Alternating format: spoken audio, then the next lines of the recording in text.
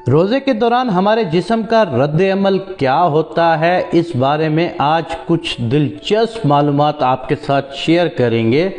پہلے 2 روزے پہلے ہی دن بلڈ شوگر لیول گرتا ہے، یعنی خون سے چینی کی مضر اثرات کا درجہ کم ہو جاتا ہے، دل کی دھڑکن سست ہو جاتی ہے اور خون کا دباؤ کم ہو جاتا ہے، یعنی بی پی گر جاتا ہے۔ اعصاب جمع شدہ گلائکوجن کو آزاد کر دیتے ہیں، جس کی وجہ جسمانی کمزوری کا احساس اجاگر ہو جاتا ہے۔ زہریلے مادوں کی صفائی کے پہلے مرحلے میں نتیجتاً سر درد، چکر آنا، منہ کا بدبودار ہونا اور زبان پر مواد کا جمع ہونا ہے۔ تیسرے سے 7ویں روزے تک جسم کی چربی ٹوٹ پھوٹ کا شکار ہوتی ہے اور پہلے مرحلے میں گلوکوز میں تبدیل ہو جاتی ہے۔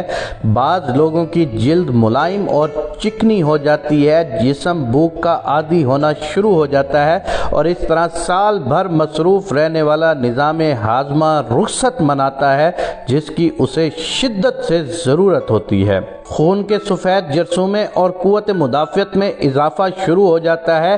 ہو سکتا ہے روزے دار کے پھیپھڑوں میں معمولی تکلیف ہو، اس لیے کہ زہریلے مادوں کی صفائی کا عمل شروع ہو چکا ہوتا ہے۔ انتڑیوں اور کولوں کی مرمت کا کام شروع ہو جاتا ہے۔ انتڑیوں کی دیواروں پر جمع مواد ڈھیلا ہونا شروع ہو جاتا ہے۔ 8ویں سے 15ویں روزے تک آپ پہلے سے توانا محسوس کرتے ہیں، دماغی طور پر چست اور ہلکا محسوس کرتے ہیں۔ ہو سکتا ہے پرانی چوٹ اور زخم محسوس ہونا شروع ہوں، اس لیے کہ اب آپ کا جسم اپنے دفاع کے لیے پہلے سے زیادہ فعال اور مضبوط ہو چکا ہوتا ہے۔ جسم اپنے مردہ یا کینسر شدہ سیل کو کھانا شروع کر دیتا ہے، جسے عمومی حالات میں کیمو تھراپی کے ساتھ مارنے کی کوشش کی جاتی ہے۔ اسی وجہ سے خلیات سے پرانی تکلیف اور درد کا احساس نسبتاً بڑھ جاتا ہے۔ اعصاب اور ٹانگوں میں تناؤ اس عمل کا قدرتی نتیجہ ہوتا ہے۔ یہ قوت مدافعت کے جاری عمل کی نشانی ہے۔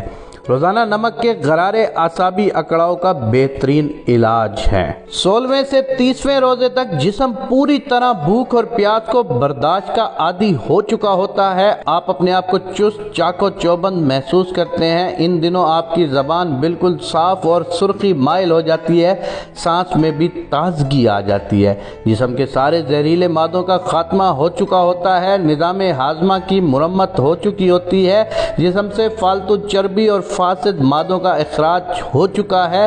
بدن اپنی پوری طاقت کے ساتھ اپنے فرائض ادا کرنا شروع کر دیتا ہے۔ 20 روزوں کے بعد دماغ اور یادداشت تیز ہو جاتے ہیں، توجہ اور سوچ کو مرکوز کرنے کی صلاحیت بڑھ جاتی ہے۔ بلا شک بدن اور روح تیسرے عشرے کی برکات کو بھرپور انداز سے ادا کرنے کے قابل ہو جاتا ہے۔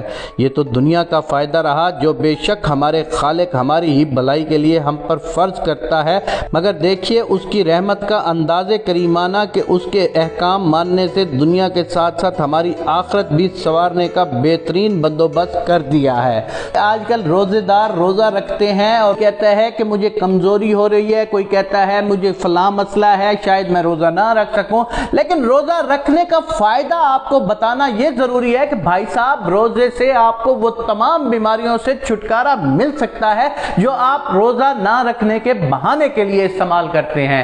میرے دوستو، روزہ ایک طبعی طور پر آپ کی صحت مندانہ زندگی کے لیے بہت ضروری ہے۔ یا اللہ ہمیں اس رمضان میں صحت تندرستی سے ساتھ روزہ رکھنے کی توفیق عنایت فرما، آمین یا رب العالمین۔